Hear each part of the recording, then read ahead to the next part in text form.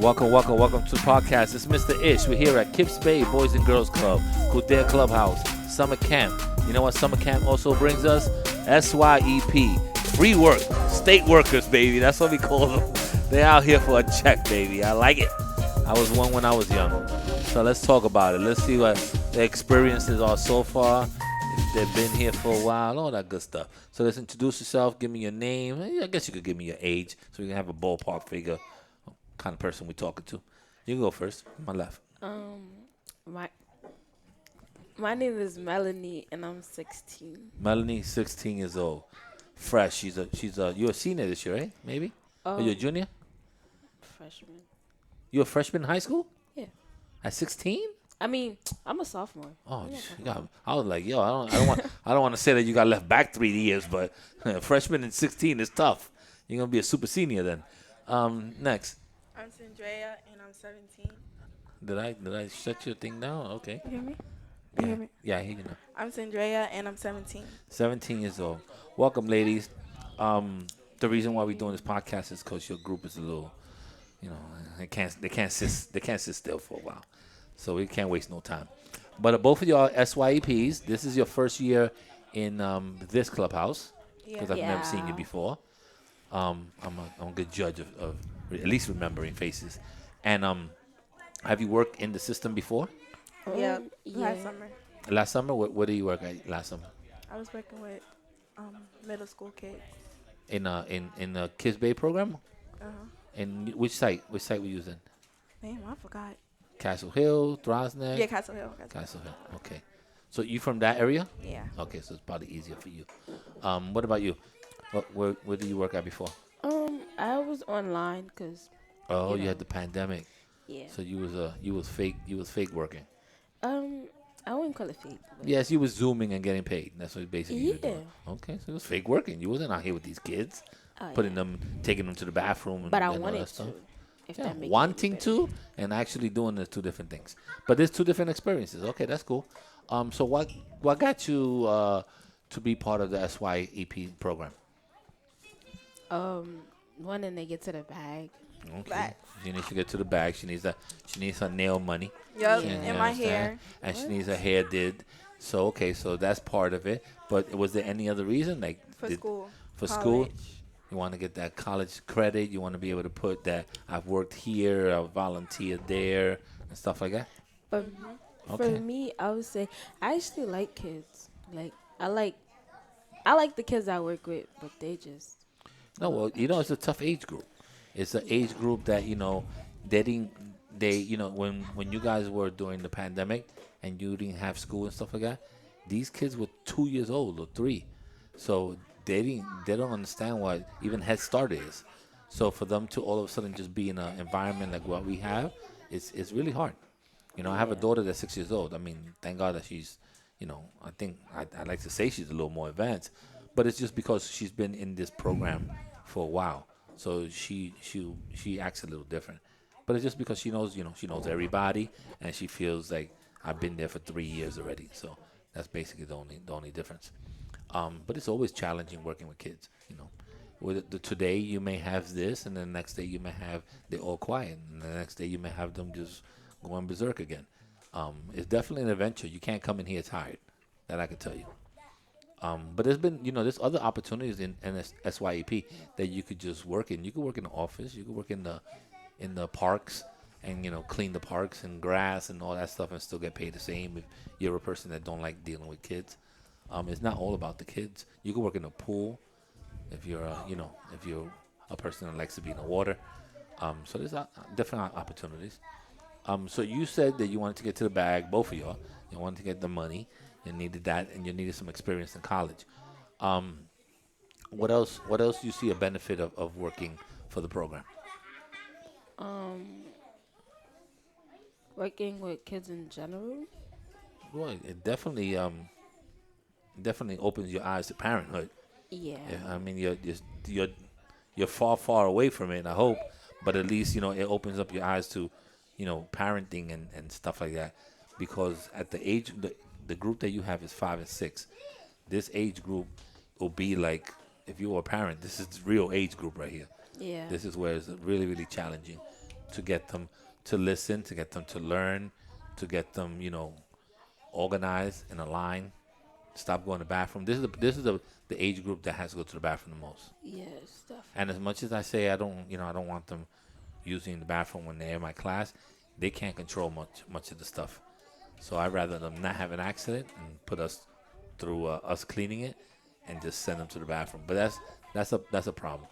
And when you send one, everybody wants to go. Someone, you want water? Oh, I want water. You want to go bathroom? Oh, I want to go bathroom. You want this? Oh, I want to do this. So they just really a lot of following. They followers. Monkey see, monkey do.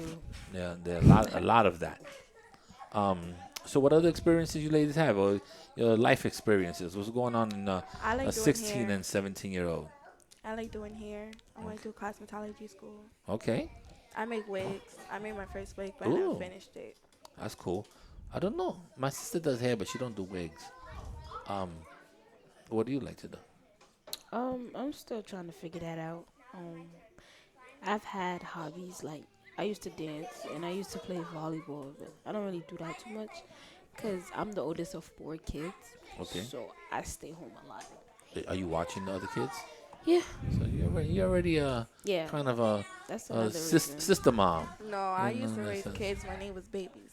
Oh, when they were babies. Yes, I was the first mother. That's tough, and I think that sometimes, that, as a parent, I don't have my son is 25, but he never had to watch his sisters. As a parent, you can't really put that on, but we have to at times put that on the next sibling that's older because maybe your mom has to work. So if it's because you get out of school and you can pick up your sister and you can start cooking and your mom gets home at 7, it's understandable. But that's part of parenting. One of those things that sometimes you just, you can't. It'll change your life if you always have to watch your sister and your brother, and that's not fair to you because maybe you want to go out and have some fun. Maybe you want to go out with your friends and to the movies, and you can't because you have to kind of watch your brother and sister. I'd always thought that was unfair when parents do that. I understand when it's necessary, but I also think it's very unfair. My mother don't even watch my kids. She don't. My mom don't watch my kids. You know how somebody, go to grandma's house for the weekend. Yeah. That is never happening. That is never happening. And my mother lives, and we live in the same complex. My mother lives like 3 floors down. And the most my mother does is take my daughters to church. I'll be like, Mom, go ahead, take them to church. And, she'll take them at 10. She'll be back by 1 or something like that. But that's the most my mother would do. My mother's not watching my kids at all. Why not? It's just me and my wife. It's just always been like, we had the kids. It's our responsibility. And yes, grandparents are like, oh, yeah, you can bring them and all that stuff. But we just like, these are our kids. We need to make it work for us. So yes, there's times that I'm coming home on a weekend at 8 o'clock when I really want to hang out or be in the barbecue a little longer. I got 2 kids that are, they're 6 and 10. If I had my 25-year-old, I'd be like, all right, Zay, see you later. And I'll be at the club. Or I'll be hanging at the barbecue a little later because he's 25. But I have 2 babies. I made 2 babies when I was older, and it's part of what my life is now. So it's a little different. Plus, I also think my mom is not going to do it. My mom is not that helpful. I'll give you a shout out. My mom, she's not that helpful. Her mother is, but my wife's mother, but she's in a wheelchair. So as helpful as she is, she's in a wheelchair. It is. But she would watch them, like leave them here for a weekend. But it's unfair to her because she could barely get around. So it's not fair. It's not fair to do that. So I'm in a predicament. But it is what it is. I'm happy. I can't change my life. I was asking people the other day, like different jobs they want to do. You know how many people want to do cosmetology and hair now? It's like almost everybody. And that's cool because, it's one of those jobs that you're your own boss. You can set kind of your own rate. You can work at whatever hours you want. And it's just a matter if you're a people, if you're good, and it's something that you could still be a professional. Like you could be a teacher and do hair on weekends. Like you could still have that as a side hustle.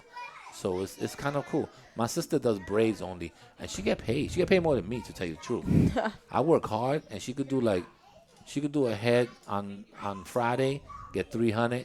A head on Saturday, get about 250, 300. That's 600 in 2 days. I don't make that in a week. And I come to work every day, and I got to pay for gas and all that other stuff. She make it in 2 days.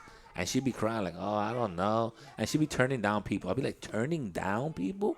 Like, you don't understand. My hustle and my head is different. Like, there's no reason why I can't do at least one head a day. Or That's the way I two. would do it. But sometimes I know it's, people get long hair. Like, you get long hair. It takes a long time. But I'm saying just one head a day at $200 to $300, I'm golden. But she's lazy in that sense. She don't have a good hustle game. But I told her, when you go to college, you better do something. You better change your braid prices. You better do something, because nobody's gonna be paying $300 if they're in college. So you need to have your I owe you money, or you need to get your bargaining. If you do hair and she do your nails, maybe you could braid her hair, and work it out. And everybody could get something. Because the boys just go with $5 and get a fade. Facts. They're over there, yo, Papi, how much we're going to this party, a little fade, shave them up, a little $5 and they good. Buy me a sandwich or something. But you girls got to go into it. Yeah. Like you got to leave. You got to get your eyelashes and all that stuff. Miss K used to have some good eyelashes. She had an eyelash washing machine. Like, she never brought it in. I never got to see it. But it was like a washing machine for her eyelashes. Oh yeah. And then she had them like in little cabinets, and they were named and stuff. That's complicated stuff, man. That's Yeah. another thing. People practice doing stuff on their own, like your own hair, so people don't depend on other people. Like Come on. me, I did my own hair. I don't let nobody else touch my hair. I I always do do. Well, my if you own had to hair. pay for it, that's different. If right now, if your hair probably costs a couple of $100, right, to get it done, you got to buy the hair, you got to get the time to do it, and it's long, so you're probably paying $200-$300. I'm practicing on myself. I paint my could own never. nails. I be like, I got no issues. My daughters paint my nails though. They cool And like do that. you take them off after? Huh? Well, if they paint my toes, I don't take them off. But they don't do my hands. They usually do my toes. They put makeup on me. I let them do everything. I don't care. That's so fun. I'm a daddy. My dad would never. I don't. Hey, they girls. They gonna practice on me, and sometimes they want to take pictures. I be like, all right, the picture's over. But if they want to put eyeliner on me, just put eyeliner. I don't care. So they can learn when they're older. They don't gotta depend on other people to do their makeup. Now they have each practiced other. on So you. now they practice on each other. Oh. So now they have their own thing and they practice on each other. But it's it's definitely a good. I would tell you guys to learn as much as you can. Get your clientele. Take a lot of pictures. Sometimes setting a price and then doing stuff for free.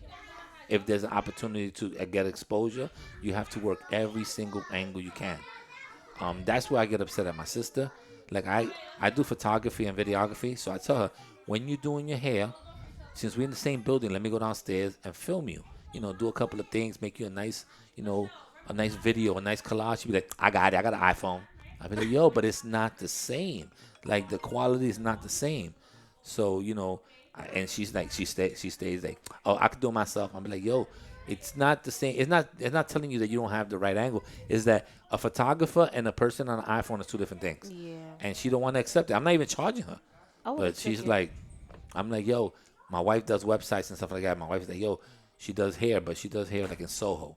So her hair prices are ridiculous in the 2000s and stuff like that. Oh, So I told her, my wife was trying to get her into like a program where she's like, yo, this is what you need to do. Do it this way. This is the kind of clientele you want. She's like, my sister's just hood. My sister's hood and she don't care. How old is she? And well, she just turned 19 because she's going to college now. And my sister is African American. That's why it sounds a little funny. But she's adopted. My mom's adopted two African American girls. So it's it's funny in the sense that she just don't want to take no. She's like stubborn. If you try to help her, she don't care. She wants to do it her way. So it's sad because I think that she could do way better. But she's doing all right. She's doing okay. But she could just be doing better. Yeah, she could definitely do better. She could definitely be making better prices. And then, when somebody goes to Soho, let's say they're going on vacation and they're going to Jamaica, they're going somewhere. If they need their hair braided, my wife don't do that type of hair there. But if she has somebody she could recommend and was kind of professional about it, she'll be like, hey, I got an outstanding person that would come to your house and do it. Oh, how much you charge? Yo, she only charged $400 or $500. Oh my God. they'll jump on that quick because they're already paying $2,000 for a haircut. Right. So they don't care about $500 braids. And then that's where the famous people come in. There's famous people all over. Then you meet the right person. Now you could be their hairstylist. But my sister's not that person. She don't want to take that leap of faith. So it is what it is. Ladies, well, thank you. This was the best conversation I had today, and it was about hair. Yeah. We'll get back to you guys. We'll talk a little more now that we broke the seal, and then you guys feel a little more confident. But I'd like to know a little bit more about you guys. All right, so let's say our goodbyes. We'll save this or post it up for you, so you could get hood famous. All right, say goodbye. Later. See you, man. Check, check, check, check, check, 1 2 1 2, check, check, check, check, check, check, check, check.